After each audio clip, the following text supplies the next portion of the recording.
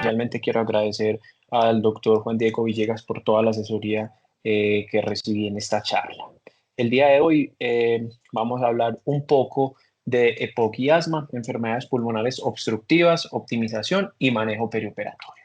Este es más o menos el objetivo principal que yo tengo con la charla y es darle a todos ustedes unas pautas claras sobre la evaluación preoperatoria, la optimización, el manejo intraoperatorio y cómo prevenir y manejar complicaciones postoperatorias en patologías pulmonares obstructivas. Principalmente vamos a hablar del EPOC y del asma. ¿Listo? Entonces, la agenda que quiero que llevemos hoy es inicialmente vamos a hablar de una introducción, unas definiciones, una evaluación preoperatoria que debemos hacer en estos pacientes, la optimización preoperatoria, el manejo intra y postoperatorio y finalmente con unas conclusiones. Entonces, ¿por qué quiero yo que nosotros hablemos de enfermedades pulmonares o en qué nos importa esto? Entonces, las enfermedades pulmonares como el EPOC y el asma y otras enfermedades pulmonares restrictivas tienen un impacto significativo en el perioperatorio debido a que están asociados a un mayor riesgo de complicaciones pulmonares postoperatorias, tanto así como morbilidad y mortalidad.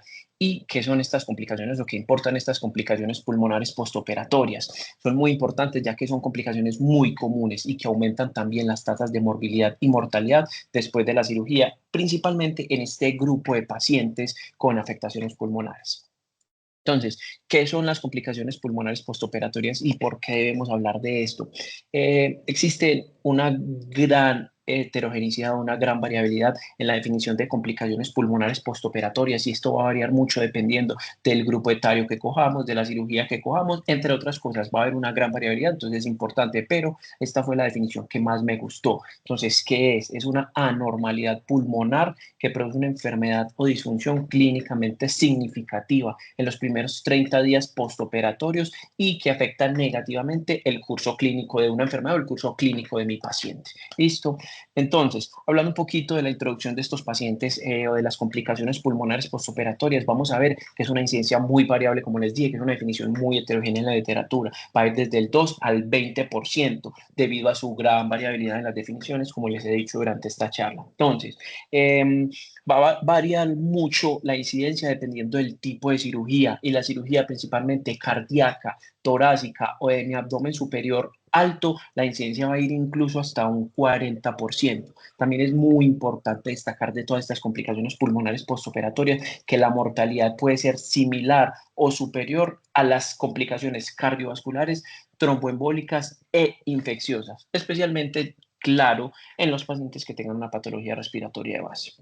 Entonces, aquí es importante porque las vamos a ver en dos grupos grandes, las mayores y las menores. Las mayores va a ser una falla respiratoria aguda o empeoramiento de una falla respiratoria, el requerimiento de ventilación mecánica o intubación por más de 48 horas, una neumonía, una arritmia, una falla cardíaca postoperatoria, especialmente en los pacientes con una hipertensión pulmonar, inestabilidades hemodinámicas, empeoramiento de la apnea obstructiva del sueño. Y las menores, que van a ser las atelectasias clínicamente significativas, la traqueobronquitis purulenta y el broncoespasmo o una exacerbación de una enfermedad pulmonar de base, que es importante porque son mayores o porque son menores. Las mayores tienen un mayor riesgo de mortalidad y las menores un menor riesgo de mortalidad. Entonces, ¿qué factores de riesgo vamos a tener? Vamos a tener muchos factores de riesgo. Vamos a tener factores de riesgo pulmonares y no pulmonares, que es muy importante. Entonces, los pulmonares, el tabaquismo, los pacientes con un índice paquete año de más de 20 van a ser el grupo de pacientes que van a estar mayor en riesgo. El tabaquismo es un factor de riesgo fundamental tanto para producir complicaciones pulmonares postoperatorias como enfermedades pulmonares crónicas. Es importante que hay un grupo, en este grupo de los pacientes que fuman, que están mucho mayor riesgo y van a ser los pacientes que tienen un índice paquete año más de 60, van a ser los pacientes que tienen un riesgo mucho más aumentado. Adicionalmente, los pacientes con EPOC son pacientes que de entrada ya tienen factores de riesgo para enfermedades, para complicaciones pulmonares postoperatorias, pacientes que tengan un BEF1 más bajo. Esto me va a hablar de una mayor gravedad de la enfermedad, por ende puede ser un paciente con más riesgo de sufrir complicaciones pulmonares postoperatorias. La apnea obstructiva del sueño, es muy importante que esta enfermedad se asocia en una gran medida a complicaciones pulmonares postoperatorias y que muchos de estos pacientes van a tener tener enfermedades cardiovasculares asociadas es algo que tenemos que tener en cuenta y estar muy pendientes de esto. El asma no controlada, quiero que quede claro y es uno de los puntos que quiero que nos llevemos y es el asma no controlada es la que nos va a aumentar el riesgo de complicaciones pulmonares postoperatorias. El asma controlada no es un factor de riesgo para complicaciones pulmonares postoperatorias. Más adelante hablaremos un poco más de esto. Los pacientes con hipertensión pulmonar, los pacientes con un EPOC mucho más avanzado generalmente van a tener hipertensión pulmonar asociada, las enfermedades pulmonares intersticiales y las infecciones respiratorias agudas. Aquí quiero que hagamos una aclaración y es toda esta evidencia de que las infecciones respiratorias agudas es un factor de riesgo para complicaciones pulmonares. Son estudios que se hicieron principalmente en población pediátrica y toda esta información o todos estos resultados los extrapolaron a la población adulta. Entonces quiero que es algo que nos llevemos en mente porque es muy importante. Adicionalmente, van a haber unos factores que no son pulmonares. Los pacientes mayores de 60 años, los pacientes de entrada más adultos van a estar más predispuestos a sufrir este tipo de complicaciones. Pacientes con una clase funcional ASA 3 o más son pacientes que está claro que están más enfermos y que pueden ser mucho más comórbidos, lo que los puede predisponer a enfermedades pulmonares o a complicaciones pulmonares postoperatorias. Los pacientes que son con una baja tolerancia al ejercicio o dependencia funcional. Esto nos habla que son pacientes con bajas reservas, pacientes enfermos, pacientes con múltiples comorbilidades, lo que está claro que nos hace pacientes más susceptibles a desarrollar complicaciones postoperatorias.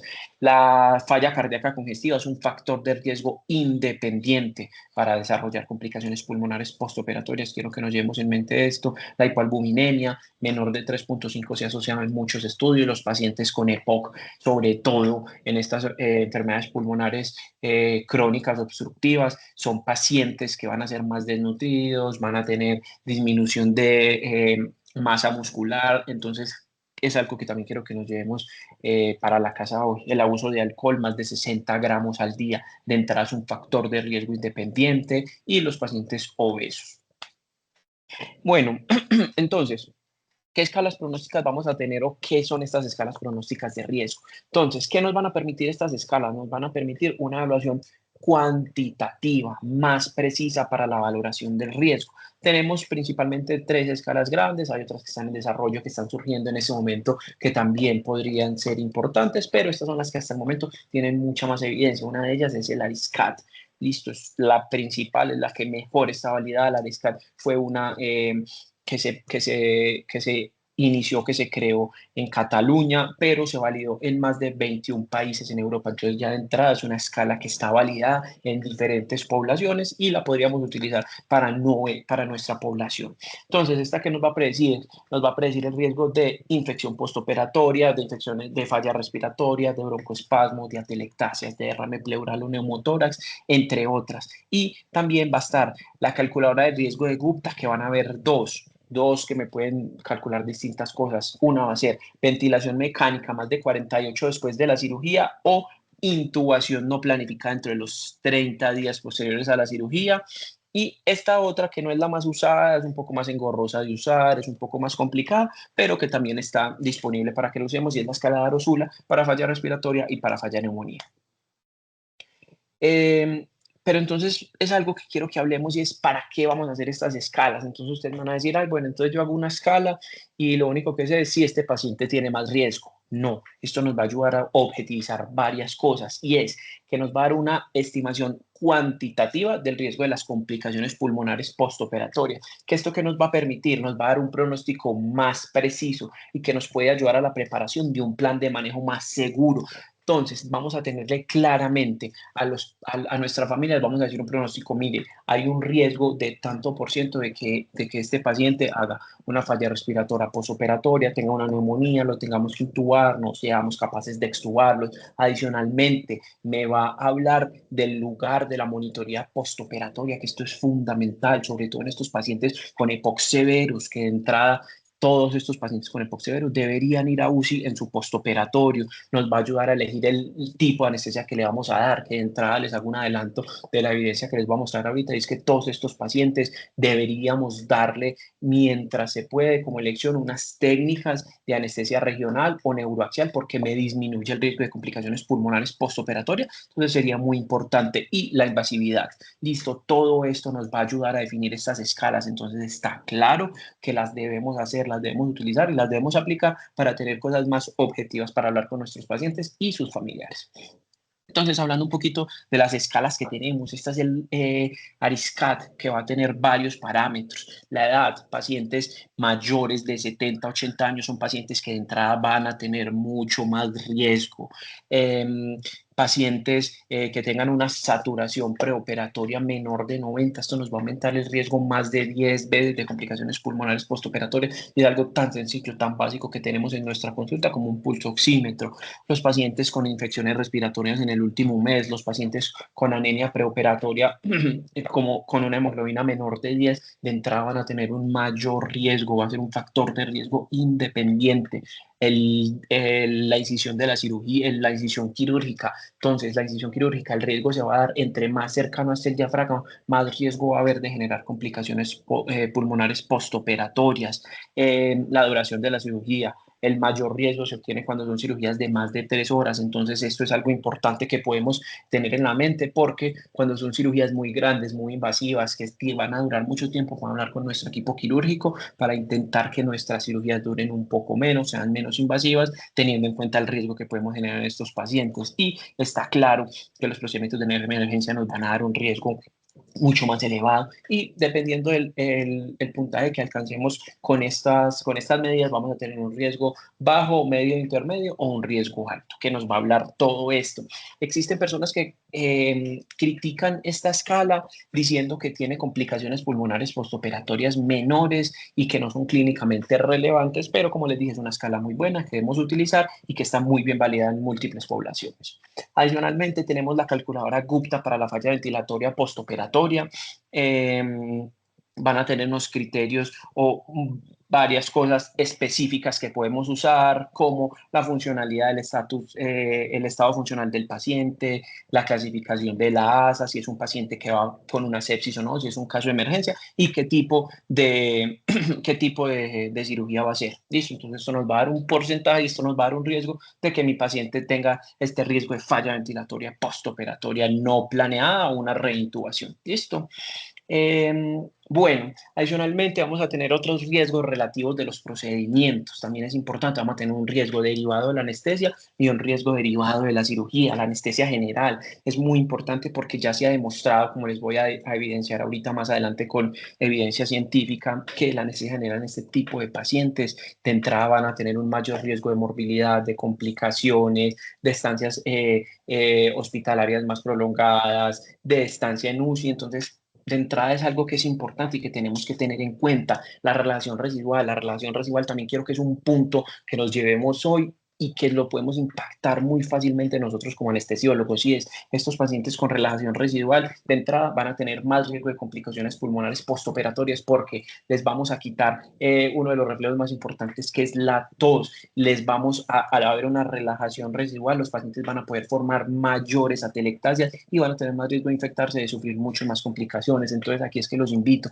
a que midamos objetivamente la relajación residual, a que tengamos cuenta que estos medicamentos son unos medicamentos que pueden tener comportamientos muy inciertos. Entonces, no basarnos simplemente en el tiempo en el que transcurrió, porque es algo en el que podemos impactar claramente a nuestros pacientes. Uso indiscriminado de sonda nasogástrica. Hay muchas personas que simplemente por tener una cirugía abdominal, por tener cualquier tipo de cirugía, se deja una sonda nasogástrica, y esto ya se ha visto que me aumenta el riesgo de complicaciones, ya que me puede comunicar el tracto gastrointestinal con el tracto respiratorio y me puede predisponer a microaspiraciones, transfusiones de más de 4 unidades de hemoderivados. Ya les dije que los pacientes con hemoglobina menor de 10 ya son pacientes que tienen mayor riesgo a todas estas complicaciones. Entonces, algo que tenemos que tener en cuenta. Y otro punto en el que podemos impactar muy fácilmente nosotros como anestesiólogos es el dolor. El dolor es uno de los principales implicados en la fisiopatología de las complicaciones pulmonares postoperatorias. Entonces, algo en el que tenemos que impactar en estos pacientes, no dejar a estos pacientes con un dolor fuerte, es brindarles la estrategia más adecuada para el manejo del dolor de estos pacientes. Es una de las estrategias en las que mejor podemos impactar en estos pacientes. Adicionalmente, hay factores o un riesgo relativo de la cirugía. Las cirugías prolongadas de más de 3 horas, ya les expliqué, tienen un mayor riesgo. Las cirugías de abdomen superior, entre más cerca estén del diafragma, más riesgo va a haber de generar estas complicaciones. Las cirugías torácicas, por su cercanía con el diafragma. Las neurocirugías, los pacientes con escoliosis, ya sabemos que son pacientes que de entrada tienen deteriorada la mecánica ventilatoria y tienen componentes restrictivos. Entonces, tenemos que tener en cuenta todo esto. Las cirugías vasculares, las cirugías de aorta se asocian con un riesgo alto de complicaciones pulmonares postoperatorias, y está claro que las cirugías de emergencia van a tener un riesgo alto para las complicaciones pulmonares postoperatorias. Bueno, entonces, en todos estos pacientes vamos a tener que hacer un riesgo-beneficio.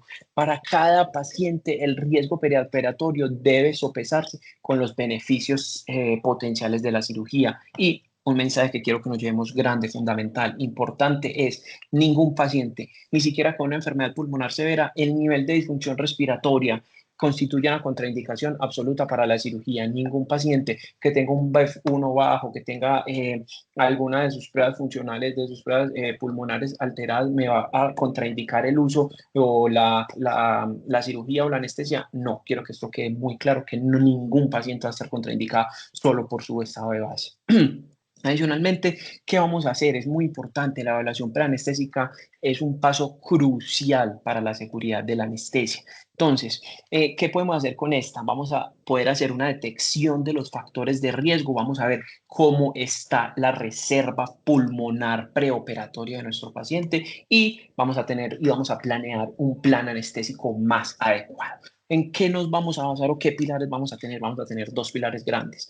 Uno, la anamnesis. Dos, el examen físico. Entonces, en la anamnesis, ¿qué vamos a mirar en todos estos pacientes? Vamos a hablar cómo está el estado general, si tiene o no síntomas respiratorios como tos, una disnea inexplicada, una intolerancia al ejercicio, qué comorbilidades tienen nuestros pacientes. Tenemos que tener claro si el paciente toma algún otro medicamento que me genere toxicidad pulmonar, como la miodarona, como medicamentos para la quimioterapia, entre otros. Y fundamental, si mi paciente tiene algún tipo de exposición ocupacional o algún tipo de exposición ambiental, porque esto me puede hablar a que mi paciente tiene algún tipo de enfermedad pulmonar de base. En el examen físico, fundamental, algo que quiero que nos llevemos es algo tan básico como la pulsoximetría. Si mi paciente en la valoración preanestésica tiene una saturación de menos de 90, de entrada tiene 10 veces más riesgo de generar estas complicaciones pulmonares postoperatorias. Pero también tenemos que evaluar muchas cosas más, como en una inspección vamos a hablar cómo está el tórax, si tiene dedos en palillo de tambor, en la auscultación si mi paciente tiene sibilancias, tiene crépito, tiene un tórax silente, está hipoventilado. Entonces, todas estas son cosas que nos tenemos que pegar en toda esta valoración preoperatoria para poder eh, definir el riesgo de estos pacientes. Entonces, ¿qué vamos a hacer? Vamos a definir una severidad y una estabilidad de las enfermedades respiratorias crónicas para así definir un plan y definir qué más vamos a hacer con nuestros pacientes. Entonces, ¿qué más vamos a hacer en esta evaluación preoperatoria pulmonar? A todos los pacientes les vamos a mandar laboratorio, a todos los pacientes les vamos a mandar exámenes. ¿Qué pruebas hago? A todo el mundo. Quiero que nos llevemos una premisa y algo muy importante, y es que solo del 0 al 3% de las pruebas llevan a un cambio de la conducta. Entonces, quiero que tengamos eso y que tengamos un umbral relativamente alto para mandar exámenes, no mandarle exámenes a todo el mundo porque sí, no, es muy importante que quede claro esto. Entonces, como general, considero pues que vamos a mandar pruebas adicionales en varios tipos de pacientes, o que las podemos considerar, y las considerar, no que las tengamos que mandar, pero que sí las podemos considerar. Entonces, cuando es una cirugía de bajo riesgo, pacientes con EPOC severo, esos pacientes con EPOC severo, como les venía diciendo, son pacientes que van a estar más predispuestos a tener comorbilidades cardiovasculares, a que tengan hipertensión pulmonar, a que tengan falla del ventrículo derecho. Entonces, mucha atención con esto. Es muy importante tener en cuenta todo esto. Pacientes con falla cardíaca congestiva, ya les dije que entrada son pacientes o que tienen un factor de riesgo independiente para complicaciones pulmonares postoperatorias. Entonces, son pacientes que deberíamos considerar realizar un ecocardio prequirúrgico si es pacientes que no tienen en menos de 6 meses un año previo.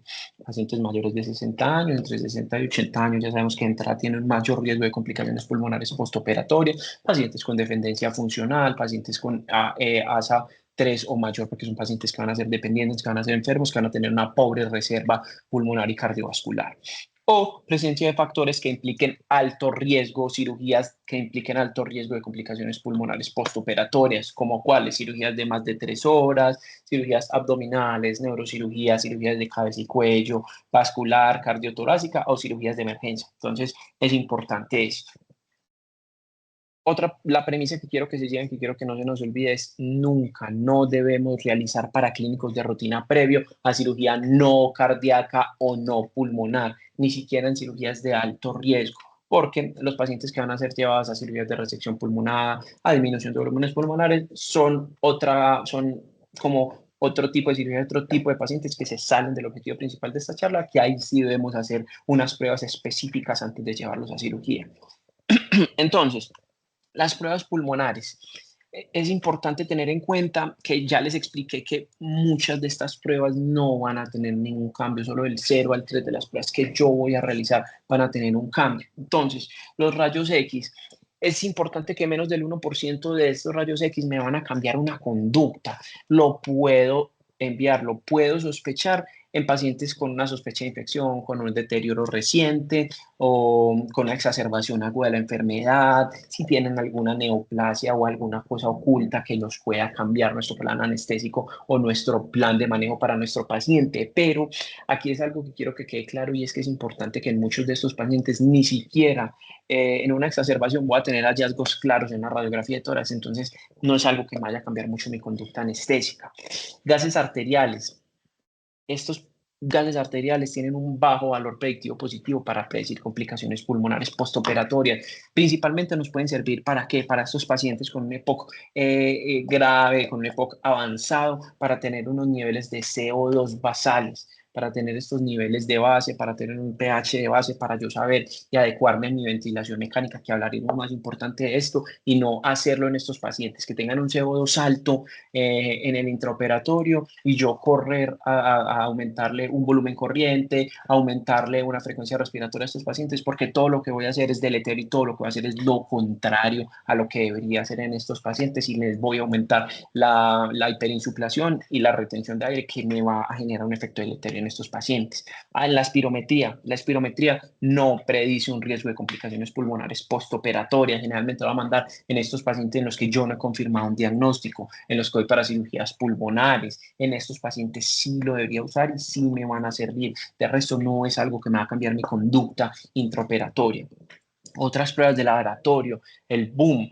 Se ha visto que el boom por encima de 21 o por debajo de 8 podría estar asociado a un aumento del riesgo de complicaciones pulmonares postoperatorias. Existen varios estudios, pero no está totalmente claro. La hemoglobina, como ya les expliqué, una hemoglobina menor de 11 de entrada es un riesgo para complicaciones pulmonares. Y la albúmina es uno de los más estudiados, como les expliqué previamente. Estos pacientes, sobre todo con EPOC avanzado, severo, son pacientes que tienden a estar más desnutridos, baja masa muscular, una baja reserva. Entonces, la albúmina por debajo de 3,5 se asocia a un aumento del riesgo de complicaciones pulmonares postoperatorias. No se las debo mandar a todo el mundo, pero sí en estos pacientes que yo veo que son frágiles, que están desnutridos, que de entrada es muy probable que me dé este valor por debajo de 3,5, lo puedo considerar y lo puedo enviar y tiene una buena asociación con las complicaciones pulmonares postoperatorias.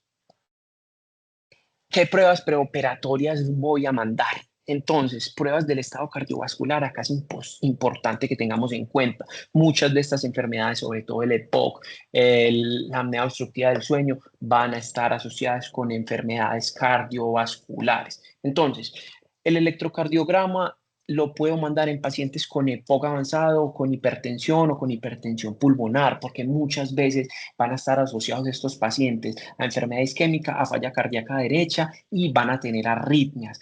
En estos pacientes con EPOC severo también puede estar asociado a pacientes con hipertensión pulmonar. Entonces yo puedo pensar en una cateterización de cavidades derechas, pero nunca de rutina. La ecocardiografía, pacientes con EPOC avanzado, como les expliqué, para evaluar una función del ventrículo derecho, pacientes con hipertensión pulmonar y la apnea obstructiva del sueño, porque son pacientes que muy comúnmente están asociados a fallas cardíacas, a enfermedades isquémicas, a deterioro o disminución de la fracción de eyección. Entonces es muy importante. Y la prueba de esfuerzo o caminata de 6 minutos lo podría considerar cuando hay una disnea no clara Y cuando yo voy a llevar a pacientes a cirugía de resección pulmonar, es importante tener en cuenta todo esto. Entonces, ¿cómo vamos a optimizar a nuestros pacientes? Tenemos varios pilares que podemos utilizar. Uno va a ser la nutrición, fundamental. Vamos a tener los dos extremos. Vamos a necesitar en los pacientes que van a estar obesos, que de entrada la obesidad es un factor de riesgo para estas complicaciones, hacer una pérdida adecuada de peso. En estos pacientes que están con EPOC severos van a tener una depresión de masa magra, entonces es importante tener en cuenta de todo esto, tener una valoración previa por nutrición, que nos haga una buena dieta, que nos haga un plan nutricional adecuado para mi paciente. Fumar. Quiero que nos llevemos varios mensajes sobre esto. Es muy importante el tabaquismo. Este es el momento para que le hagamos o llevemos a nuestros pacientes a que lo abandonen. No importa el tiempo, no importa cuánto antes, importa es que lo dejen. Se ha visto en múltiples estudios recientes que incluso eh, abandonar el tabaquismo 48 horas previos a la cirugía me disminuye los niveles de carboxihemoglobina y esto me hace que haya una mejor distribución, un mejor uso del oxígeno en el cuerpo. Se ha visto que el mayor beneficio se observa por encima de 8 semanas, va a haber una recuperación de la función mucociliar, una mejor activación y actividad de todas las células inmunes en este tracto respiratorio, una mejor depuración del moco, pero va a ser adecuado en cualquier momento. Y quiero que nos llevemos claro esto, y es que antes se decía que si se abandonaba menos de 4 a 6 semanas, antes podía haber un mayor riesgo de complicaciones pulmonares postoperatorias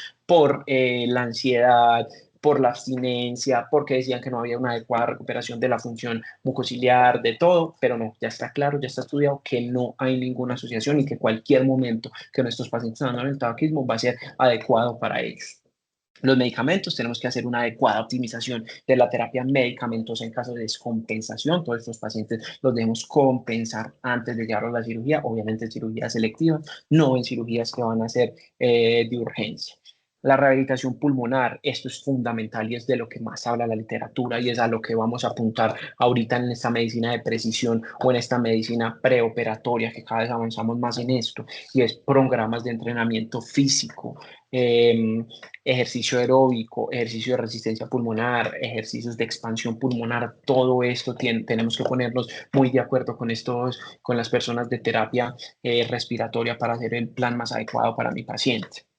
Entonces, otra cosa que les hablábamos ahorita, que les explicaba sobre todo lo de la infección respiratoria aguda, y es que todos los pacientes con una infección respiratoria aguda debería ser tratado y debería considerarse el posponer la cirugía realmente por 6 semanas, ya que ya aumenta la hiperreactividad de estos pacientes. Como les dije al iniciar la charla, todos estos estudios y toda esta evidencia es realizada la mayor en población pediátrica, es extrapolada toda esta evidencia, entonces es algo que tenemos que tener en cuenta y no todos los casos tenemos que ser extremos. La evidencia más clara, más contundente que hay en estas infecciones respiratorias es sobre todo en adultos con el COVID-19. Aquí fue que más se sacó evidencia. Estos pacientes que tuvieron una enfermedad moderada a severa, que requirieron UCI, que requirieron intubación, está claro en las últimas, si fue en menos de un mes o en los últimos meses o en las últimas semanas, deberíamos posponer esta cirugía. El resto no hay una evidencia tan clara ni un consenso tan claro en la literatura, porque incluso en estos pacientes con COVID, que fue leve, que no tuvieron hospitalización, que no requirieron oxígeno, hablan de que incluso podría realizarse la cirugía 2 a 4 semanas después de esto. Entonces, son cosas que tenemos que tener en mente y que debemos ir aclarando. Entonces, es muy importante unas conductas intraoperatorias, específicamente sobre el plan anestésico y el plan quirúrgico. Como les he dicho durante toda la charla, deberíamos siempre preferir anestesia regional sobre la general por todas las implicaciones que tiene esto en este grupo tan específico de pacientes, preferir medicamentos que no me aumenten el riesgo, medicamentos como la ketamina, como el propofol, como algunos tipos de inhaladas que vamos a ver más adelante, evitar el uso de relajantes musculares de larga acción que liberen histamina, porque esto me puede predisponer a una crisis o a un broncoespasmo en el momento. Entonces, importante.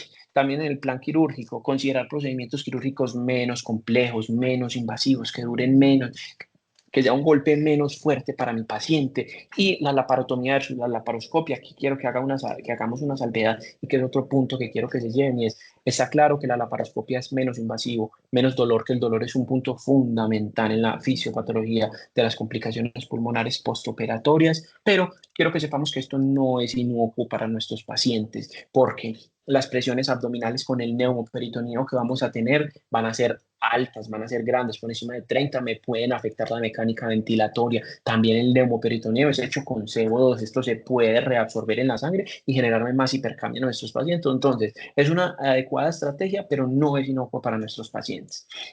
Entonces, vamos a hablar un poquito de la ventilación protectora que nosotros debemos usar en estos pacientes. Acá es muy importante. ¿Por qué? Quiero que quede claro algo y es ventilación que vamos a usar en los pacientes en el momento de crisis, en el paciente que me llegó agudo y yo no lo pude compensar previo, no lo pude como llevar a un estado más ideal previo a la cirugía en los pacientes con EPOC controlado, con un asma controlada, podemos dar la ventilación protectora, que de hecho es algo que nosotros usamos siempre. Pero estos parámetros más específicos que yo voy a dar es para estos pacientes que van con una enfermedad exacerbada, con una crisis y que por una u otra razón les tenemos que dar una ventilación. ¿Listo? Entonces, en estos pacientes idealmente vamos a usar unos volúmenes tidal bajos.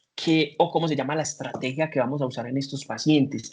Se llama hipoventilación controlada y esta hipoventilación controlada nos va a conducir a una hipercapnia permisiva, que es algo que es fundamental en estos pacientes y que lo debemos hacer. Hipoventilación controlada es, el objetivo es proporcionar una ventilación minuto máxima de 10 litros o incluso menos cuando tenemos obstrucciones muy severas. Entonces ya sabemos que debemos utilizar volúmenes tidal bajos, idealmente de 6, no irnos hasta 8, sino utilizarnos más bajos para poder cumplir estos volúmenes minuto que les acabo de decir. Unas frecuencias respiratorias de 8 a 12, generalmente de 12. ¿Por qué? Es importante y quiero que quede claro y que destaquemos que disminuir la frecuencia respiratoria a valores por debajo de 12 puede ayudar un poco a limitar esta infrainsuflación dinámica, pero tiene un efecto adicional muy pequeño cuando la ventilación minuto entregada es baja. Cuando damos menos de 10 litros minuto, bajar a estos pacientes a menos de 8 o menos de 12 respiraciones, no, hay unos casos específicos en los que los podemos considerar y es en los casos más graves, cuando tenemos una presión meseta por encima de 30, cuando estamos dando todos estos parámetros, una ventilación minuto de los 10 litros o menores a esta, entonces no, generalmente ventilaciones de menos de 12 no va a ayudar a estos pacientes. El PIP ideal, esto es un tema muy controversial y es un tema que no es una receta o que no a todos los pacientes les podemos poner un PIB de 5, un PIB de 4, un PIB de 8. Tenemos que ir tolerando, tenemos que ir mirando. Los pacientes con asma son pacientes mucho más sensibles a dar volúmenes de PIB. Los pacientes de POC, hay unos pacientes que van a responder mejor, que no van a responder o que van a tener una inadecuada respuesta ventilatoria hemodinámica con el PIB. Entonces es algo que debemos individualizar. Debemos dar unas presiones meseta menores de 25, unas driving pressures menores de 3, unas presiones inspiratorias pico idealmente menores de 30 o de 28.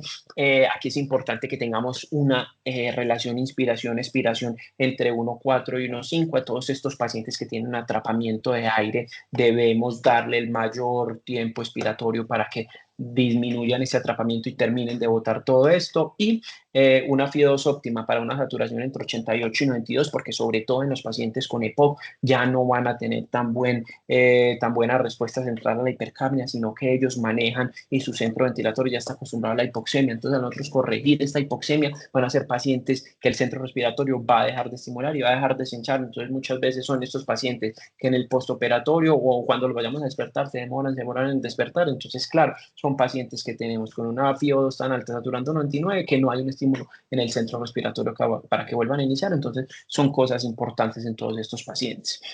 Ya hablando un poquito más específico sobre el EPOC. Entonces, ¿cómo podemos optimizar a estos pacientes?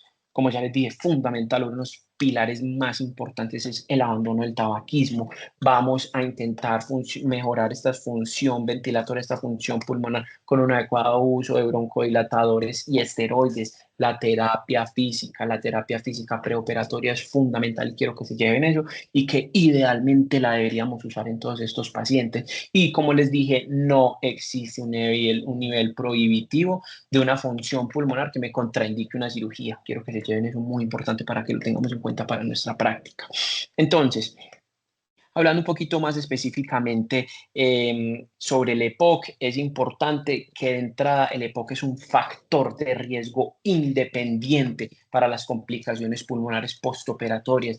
Tienen un OR de 2,36, que es mucho más alto que el de la insuficiencia cardíaca, el de la ADA. Entonces, pilas con estos pacientes. Es importante que tengamos en cuenta que ya mi paciente tiene EPOC, ya de entrada va a tener un mayor riesgo para que me genere todas estas complicaciones pulmonares postoperatorias. En todos estos pacientes tenemos que evaluar los síntomas de base, la capacidad funcional, tenemos que descartar que sean pacientes que tengan una infección respiratoria activa, que tengan un deterioro de su función activa, mirar que no tengan aparición o empeoramiento de disnea, cambio en la tos, aumento en la cantidad de la purulencia del esputo, desaturación, todo esto, porque serían cosas que nos podrían hacer pensar que debemos cancelar esta cirugía en el caso que sea electivo. Listo.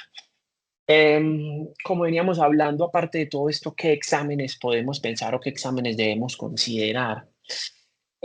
Electrolitos y glicemia las podemos considerar en estos pacientes que tengan dosis altas de beta 2 agonistas o que tengan dosis altas de esteroides, porque me pueden predisponer a hiperglicemia y alteraciones hidroelectrolíticas como hipomagnesemia o hipocalemia. Entonces es importante hacerle unos electrolitos previos si tiene unas dosis altas y antes de iniciar en la cirugía, en la valoración preoperatoria, hacerle una glucometría. El hemolecograma en estos pacientes que sospechemos que por una u otra manera podrían tener una hemoglobina menor de 10, que me aumenta el riesgo de las complicaciones. Las pruebas de función pulmonar, como ya les expliqué, estas pruebas de función pulmonar no me van a predecir nada, tienen un mal valor predictivo positivo, no me van a cambiar, entonces son muy selectos los casos en los que tenemos que hacer los gases arteriales en estos pacientes con un EPOC severo, que tengamos o que queramos saber un CO2 basal, cómo estaría, la radiografía de tórax, si hay una exacerbación aguda para ver una causa o algo que me puede cambiar mi manejo, pero generalmente rutina no lo vamos a usar y no me va a cambiar mi manejo. Listo. Electrocardiograma, este sí se lo recomendaría y ojalá de rutina lo pudiéramos usar porque es muy común la coexistencia con enfermedad coronaria, con hipertensión pulmonar. Entonces, importante que lo tengamos en cuenta. Bueno, ¿qué consideraciones intraoperatorias vamos a tener en estos pacientes? Entonces, en un paciente que esté bien controlado, vamos a seguir nuestro igual manejo hasta el día de la cirugía. El día de la cirugía vamos a seguir con este manejo porque es un paciente que tiene un buen manejo. Incluso 30 minutos antes de la cirugía podríamos tener algún tipo de manejo con los broncodilatadores y es lo que está recomendado, que ya se los voy a decir.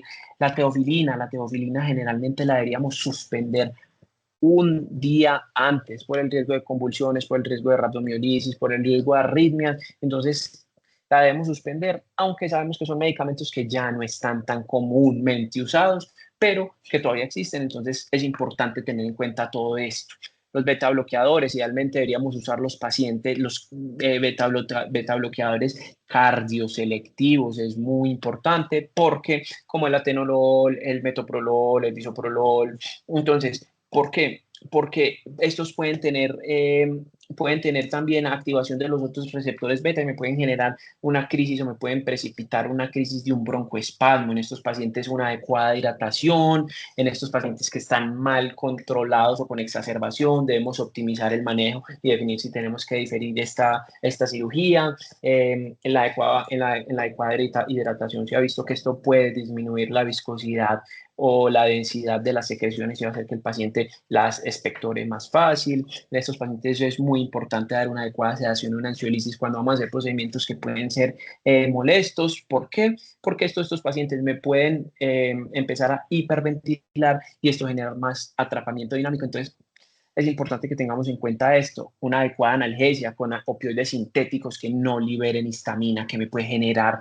una crisis, me puede generar un broncoespasmo, como el fentanil, 25 a 50 microgramos en procedimientos que no vayan a ser muy dolorosos. Fundamental, los vetados de acción corta previo a la cirugía, darse darse de 2 a 4 puff previos a la cirugía antes de yo pasar mi paciente a la sala si quiero manejar la vía aérea. Entonces es importante todo esto y tenemos que tener en cuenta que estos pacientes, no tanto los pacientes con EPOC, no son de usar dosis tan altas de glucocorticoides o generalmente no usan glucocorticoides orales porque menos del 70% o más del 70% de los pacientes no van a responder adecuadamente al uso de esteroides orales. Entonces, tener cuenta esto. ¿Por qué? Porque si tienen dosis altas, van a tener una necesidad de suplementación perioperatoria. Entonces, hablando de unas condiciones o unas consideraciones intraoperatorias en el EPOC, fundamental, como les he hablado toda la charla, cuando vamos a tener la opción de dar una anestesia regional o una anestesia neuroaxial, debemos preferirla, porque como les voy a mostrar ahorita con evidencia científica, van a tener aumento de morbilidad, de mortalidad, de complicaciones. Entonces, preferirla, porque de entrada son pacientes que van a tener una reserva respiratoria disminuida que se puede empeorar con una anestesia general. Pacientes, podemos dar una adecuada premedicación con lidocaína, 1 a 1.5 miligramos por kilo previo o en la inducción para disminuir toda esta reactividad de la vía aérea, en la inducción con medicamentos adecuados para esta patología, por ejemplo, el propofol, la ketamina, el sevoflurane, todos van a ser idealmente broncodilatadores, van a disminuir esta posibilidad de broncoespasmo en estos pacientes, entonces son muy buenos. El mantenimiento con los inhalados, el sevoflurane o con remifentanil o con fentanil, que son los medicamentos, los opioides, en este caso que no liberan histamina y que son sintéticos, y el sevoflurane es el que más evidencia tiene en estos pacientes porque va a generar broncodilatación. Por el contrario, el desflorane, por su marcada acritud, puede generar tos, puede generar un broncoespasmo, puede generar un tipo de complicaciones que no queremos en este grupo tan específico de pacientes. Los relajantes neuromusculares, que también es un grupo fundamental, elegir los de acción menos larga y los que menos liberen histamina, como el rocuronio, los que más manejan liberar histamina, que son medicamentos que ya no son de tanto uso, son el atracurio, por ejemplo, o el mivacurio, que ya no están tan disponibles, pero tenemos que tenerlo. Y otra cosa que quiero que se lleven y que siempre vamos a hacer es el postoperatorio de los pacientes con EPOC severo, siempre, siempre debe ser en UCI o mínimo en UCI. Tengámoslo en cuenta que es muy importante. Hablando un poquito ya específicamente del asma, para hacer una evaluación preoperatoria, la debemos hacer idealmente mínimo una semana antes. Tenemos que preguntar cómo ha sido la anestesia en cirugías previas, qué factores desencadenan la crisis, el frío, algún alimento, algún medicamento. Tenemos que indagar todo esto, indagar si mi paciente ha estado en UCI, si ha tenido crisis que requieran intubación. ¿Por qué? Porque esto me va a hablar de que es un asma severo, es un asma de difícil control probablemente. Entonces, importante tener en cuenta todo esto, qué medicamentos usa, cómo ha sido su historial de hospitalizaciones, si el paciente usa esteroides inhalados u orales, qué dosis y con qué frecuencia lo usa, si mi paciente ha tenido infecciones respiratorias recientes y siempre estar atentos a estos síntomas de descompensación, como sibilancias, expiración prolongada, un tórax silente, entre otros. Entonces, es importante que el asma bien controlada no es un factor de riesgo para complicaciones pulmonares postoperatorias y quiero que sepan que es porque todos estos pacientes, la mayoría de mis pacientes son jóvenes que no tienen otras comorbilidades, entonces eso es lo que dice la evidencia por lo que se piensa y es que como estos pacientes son más jóvenes, menos comórbidos, menos medicamentos, no sería un factor de riesgo si está bien controlada. Pero entonces hay varias consideraciones a tener en cuenta. ¿Cómo vamos a saber si mi paciente está bien controlado o no está bien controlado? Muy sencillo y es la herramienta que más está validada y que más evidencia tiene y es el Asthma Controller Test. Son 5 preguntas muy sencillas que le vamos a hacer y que nuestro paciente va a responder. Esto me va a dar un número de 0 o de 5 a 25 y entre más cercano a 25 estés mejor controlado y entre más bajo sea el número, menos control va a tener y nos va a dar unas orientaciones sobre qué hacer en este tipo de pacientes.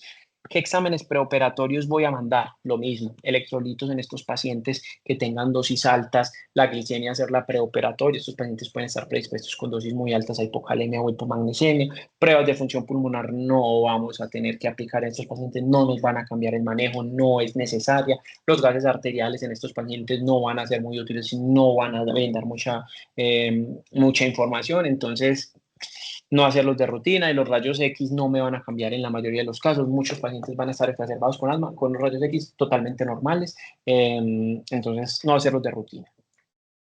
Entonces, la optimización del asma es muy importante. Si mi paciente está en un control adecuado, vamos a continuar con este control, vamos a seguir así, incluso hasta el día de la cirugía le vamos a decir que se aplique sus momentos y listo. Si viene o si sospechamos que tiene una exacerbación, podemos posponer la cirugía y optimizar a mi paciente. Si se planea un, una manipulación e intervención de la vía aérea, idealmente beta-2 agonistas antes de la intervención, 2 a 4 puff previos antes de la inducción y está perfecto. También se ha pensado, se ha intentado estudiar la adición de los antihistamínicos, pero no tienen tan buena evidencia.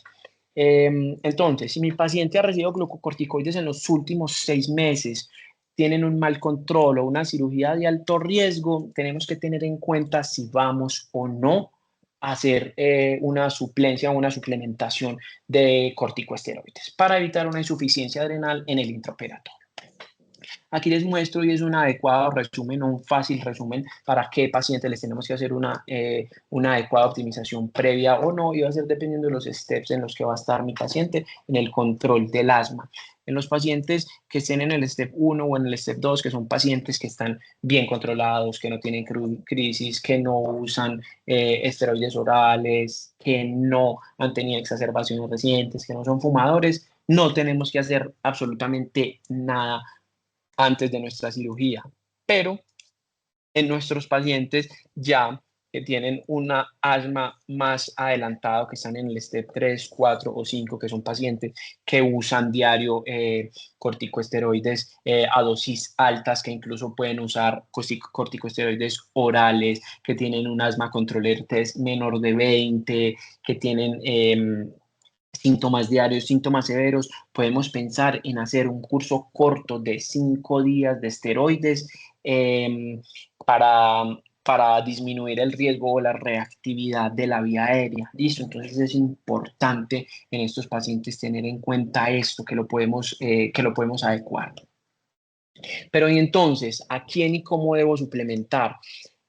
En la literatura hay mucha evidencia de esto, hay muchas sociedades que hablan de esto, pero estas fueron como las que más comúnmente pude encontrar y van a ser a todos estos pacientes que están en riesgo de una supresión adrenal. ¿Y quienes van a ser? Son pacientes que toman más de 20 miligramos de prednisolona o equivalentes por más de 2 semanas en el último año, el equivalente de dosis de prednisolona en 3 semanas de más de 20 miligramos día, equivalentes de dosis de prednisolona de más de 5 miligramos día por más de 4 semanas, y pacientes, este es muy importante porque generalmente no lo tenemos en la mente, y es pacientes que usen más de 700 microgramos diarios de fluticasona inhalados, de corticosteroides inhalados, o 1500 microgramos de otro.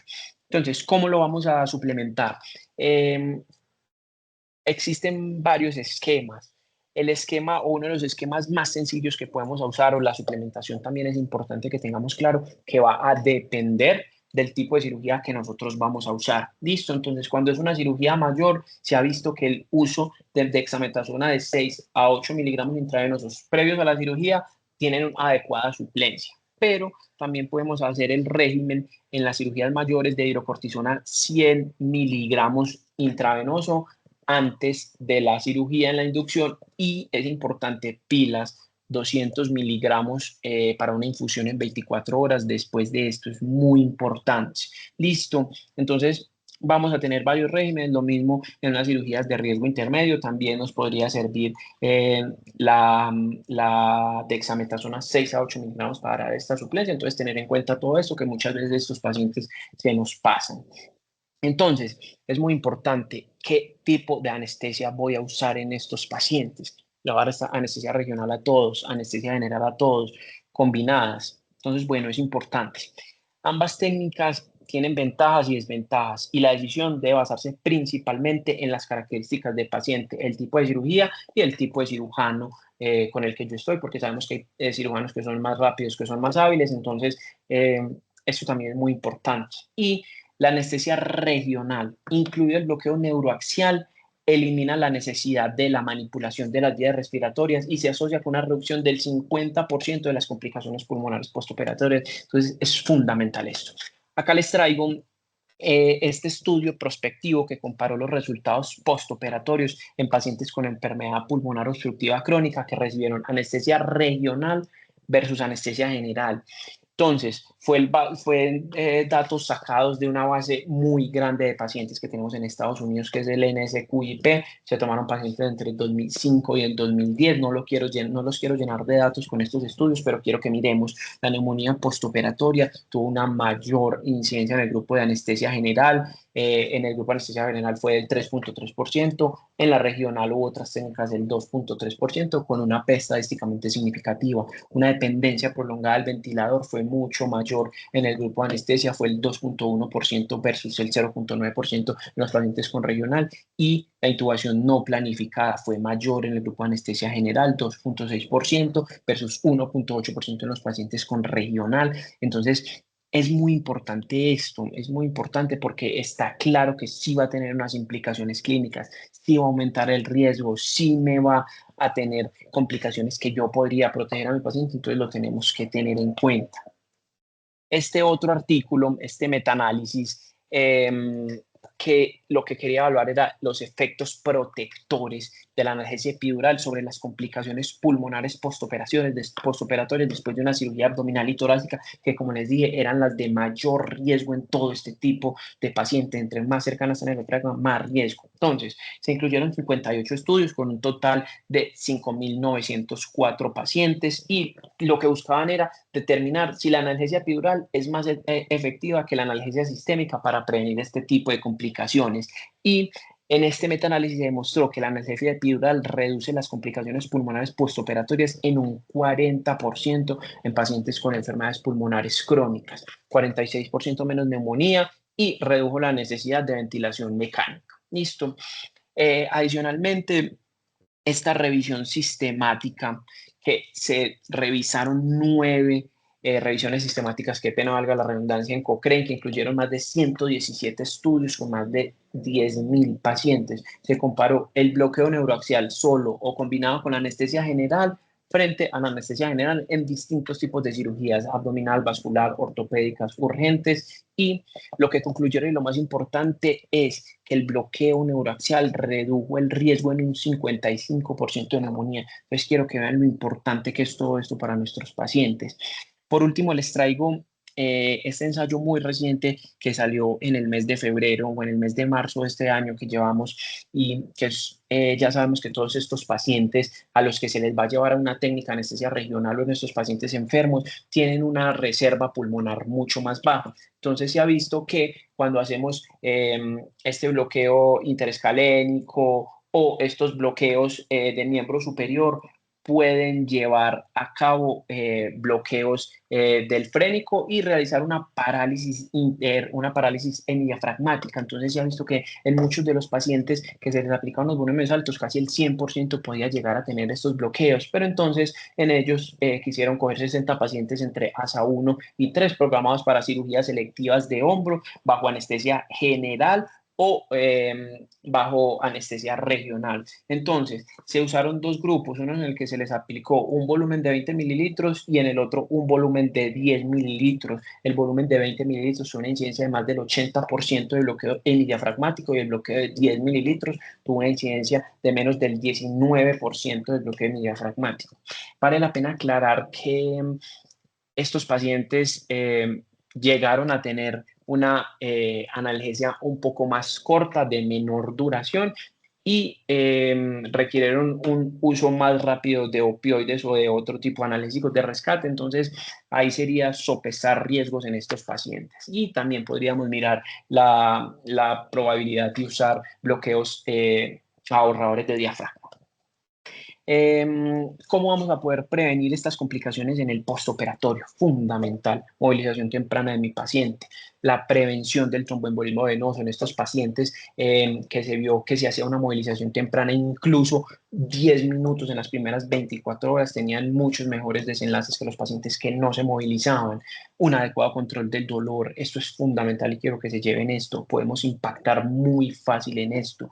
Evitar opioides, preferir la analgesia epidural, dar la mejor técnica a mi paciente. La sonda nasogástrica solo sea indicación.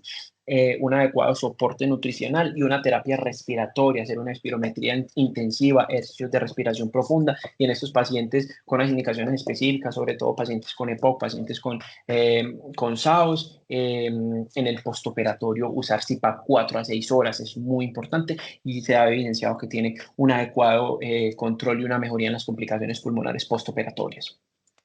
Bueno, por último, las conclusiones que quiero que nos llevemos es siempre realizar una adecuada valoración preoperatoria y una buena optimización en mis pacientes. Ya de entrada sabemos que estos pacientes con enfermedades pulmonares crónicas tienen un mayor riesgo de complicaciones, entonces prestar especial atención a estos pacientes. Las pruebas pulmonares nunca se deben solicitar de rutina. Fundamental en estos pacientes el cese del tabaquismo, la rehabilitación pulmonar y un adecuado manejo nutricional. Es muy importante una optimización adecuada del manejo farmacológico de mis pacientes y, según modelo quirúrgico, definir y preferir siempre que se pueda una anestesia regional. Muchísimas gracias.